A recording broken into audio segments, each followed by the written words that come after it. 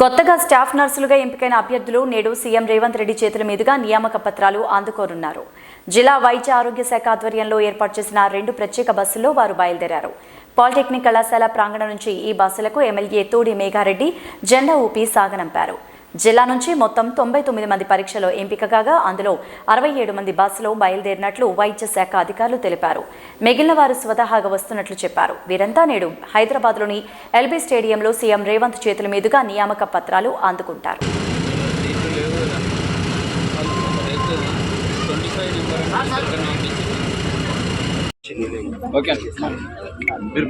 అందరికి నమస్కారం.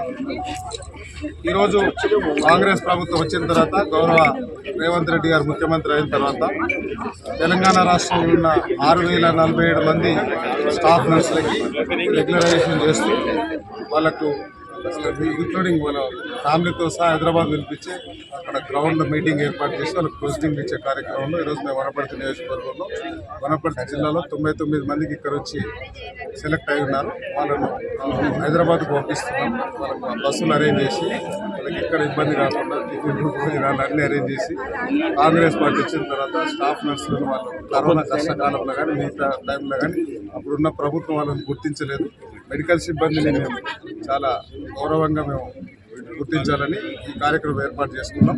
ఇక్కడ సెలెక్ట్ అయిన అందరికీ 99 మంది వనపర్తి జిల్లాలో సెలెక్ట్ అయిన అందరికీ అభినందనలు తెలియజేసుకుంటూ వాళ్ళందరూ హైదరాబాద్ వెళ్ళి సంతోషంగా ప్రొసీడింగ్ తీసుకొని వనపర్తికి రావాలని కోరుకుంటున్నాం. Thank you.